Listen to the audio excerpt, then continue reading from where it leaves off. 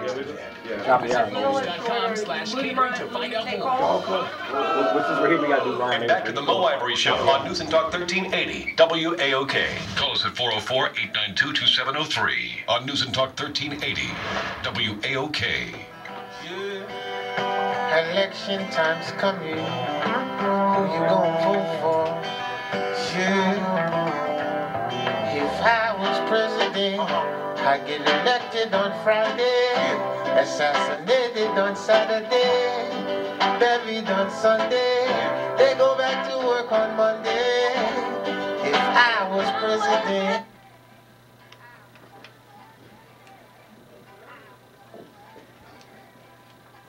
Welcome back to the Mo Ivory Show, here at an unusual time, 1 o'clock hour, but today is a very special day indeed here on News and Talk 1380 WAOK. As I mentioned earlier, I was going to have two very special guests in the studio today with me, and that is Dr. Cornel West and Tavis Smiley, and I played that song especially for the two of you, and we're going to talk all about elections. I'm curious to know who you're going to vote for in 2012, and all things about being president, but first, we are going to go right into the reason why you are here in the city of Atlanta today and this new book, The Rich and the Rest of Us. Welcome. Glad to be here, Mo. Thank you for having us. We salute the work that you're doing. Oh, thank you. And I just want to say that I have always been great fans of the both of you.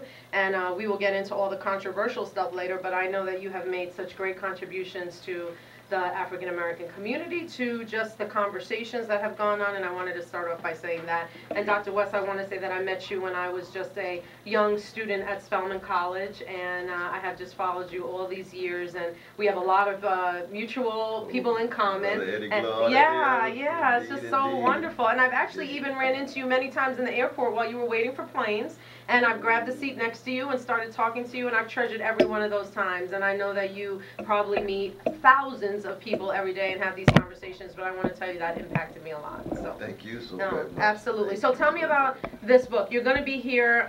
You're here right now in Atlanta for an event tonight at the Lowe's, which starts at 7 p.m. It's open to the public. And so tell me a little bit about the Poverty Tour, the reason for the book, The Rich and the Rest of Us, and what people can expect tonight. Well, we're always blessed to be here in Atlanta. I'm telling you, it's rich tradition of struggle here, not just Martin King, but artists like Gladys Knight, Cameo, Killer Mike, and Outkast, and others. And we're really just trying to keep alive the legacy of Brother Martin and Fannie Lou Hamer, which says that if you look at society through the lens of those who are suffering, which is really the echo of the 25th chapter of Matthew, the least of these, the prisoners, the poor, working people, people who are afterthoughts, people who are either charitable gestures rather than full-blooded human beings who ought to be at the center of public policy, how we look at the world, which means we always cut against the grain. The system is unjust. It generates unnecessary social misery. Too many poor people, too many working people who are pushed to the margins. 1% of the population at the top living well. 42% of the wealth that 1% has. So the question becomes, how do we bear witness? Well, we're here tonight in Atlanta to bear witness. And my dear brother Tavis Smiley, I'm always blessed to bear witness with that brother. So tell me about the book, The Rich and the Rest of Us. How did this title come about? And you wrote a book together. Tell people what that process was also like. Well, that's easy. Doc dictates and I type. No, it's a little bit more involved than that. Somebody had mentioned us the other day in introducing us somewhere on the road. We've been out here for like 5 or 6 weeks on this tour. And we were somewhere the other day, Mo, and somebody introduced us and mentioned that we have about 40 books between the two of us. And I said, yeah, Doc wrote 38 and I wrote 2. Numbers aren't quite that bad, but this is the first book. This is for those who follow our work and listen to our radio show and watch us and all the things we do individually and collectively. This is the first book we've ever written together. So it's become a sort of collector's item for a lot of people that West and Smiley have come together on this first collaboration of the book for all that we've done together and friends we've been now for 25 years. But the book is an outgrowth, to your question more expressly, an outgrowth of a poverty tour that we took last summer. Long story short, last summer Dr. West and I got on a bus, went to 11 states, 18 cities, gave up a good part of our summer to really try to figure out what the Great Recession had done to the American citizen, number one.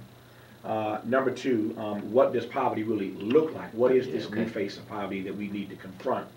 And number three, how is it that we can better tone our message to talk about what's really happening to everyday people, the plight of the poor. There were a number of African Americans, and you mentioned the controversy, so let's jump. There were a number of African Americans who host national radio shows who went after Dr. West and I, called us names, demeaned us, raised questions about our integrity, but really tried to make a mockery of this poverty tour. Well, the reality is this, that 1 out of 2 Americans is either in or near poverty. And what do you define that, well, what poverty is? As you know, doing the great legal work you've done, the poverty line officially from the government is for a family of 4, just over $22,000. Now hear that, $22,000 per annum 4 people. for 4 people. That's the poverty line. That's the official number. But when we say poor, we're talking about 3 groups specifically.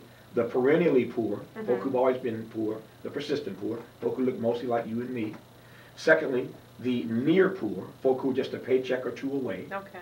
And third, the new poor, who we classify in this book as the former middle class. They are the new poor. You put those 3 groups together, you're talking 150 million Americans, 1 out of 2 of us. That ain't a black thing or a brown thing, excuse my English. That's an American catastrophe that's about to be cemented if Romney and Obama don't make poverty a priority in this campaign.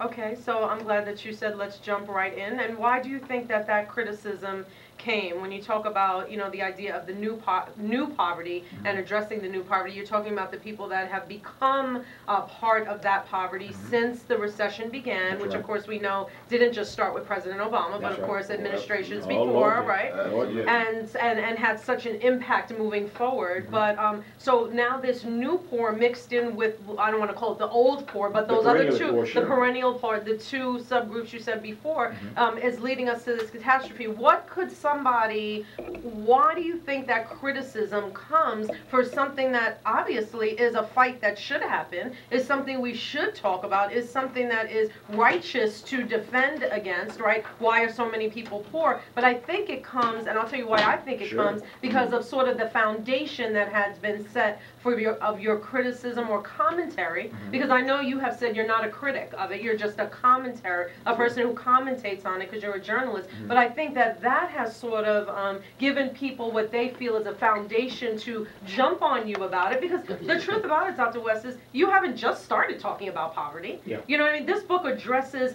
the bringing of the new poverty with what existed before, but poverty isn't a new issue for you both. Yeah, there are a lot of answers to that. Let me just give you 2 right quick. Sure, I had like 15 questions in that, but go ahead. No, come on. They're great questions. I see that mind of yours works now. Let me give you 2 quick answers, and Doc can augment any way he wants. Just 2 broad answers. Well, actually, 1 more broad and 1 more specific.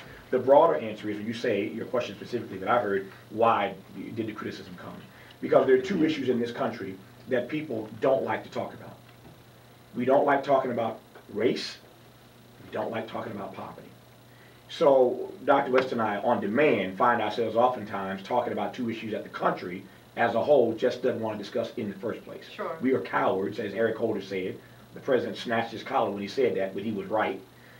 Holder was, that we are cowards in this country when it comes to talking about dealing with advancing on the question of race. There's a reason why it is still the most intractable issue in America, because we don't want to talk about it. Okay. Poverty, we don't want to talk about, much less the link, Mo, between the 2. So 1, we don't even want to discuss the issue. So poor people end up being rendered invisible. Doc and I believe and argue the text that it is the telling of truth that allows suffering to speak. So the suffering, the pain doesn't get addressed if you don't talk about it, and so that's why poverty's got to be on the agenda, number 1. The second answer, more specifically, very quickly before this break, the second answer is this. Where the criticism comes from specifically inside of Black America, to your point, is because people thought prior to this poverty tour that we were already super hypercritical of this president. Here's the bottom line. For 5+ years, I was on BET every night. Right. For 12 years, I'm on Tom Joyner almost every day. The combination of BET and Tom Joyner made me a household name in Black America. Sure. To whatever extent I've been celebrated, it's because people knew that Tavis would at least every day try to be consistent to the truth. Try to speak truth to power and to the powerless. When Bill Clinton was president and I checked him on BET and Tom Joyner daily for not going into Rwanda, when genocide was happening, nobody said nothing.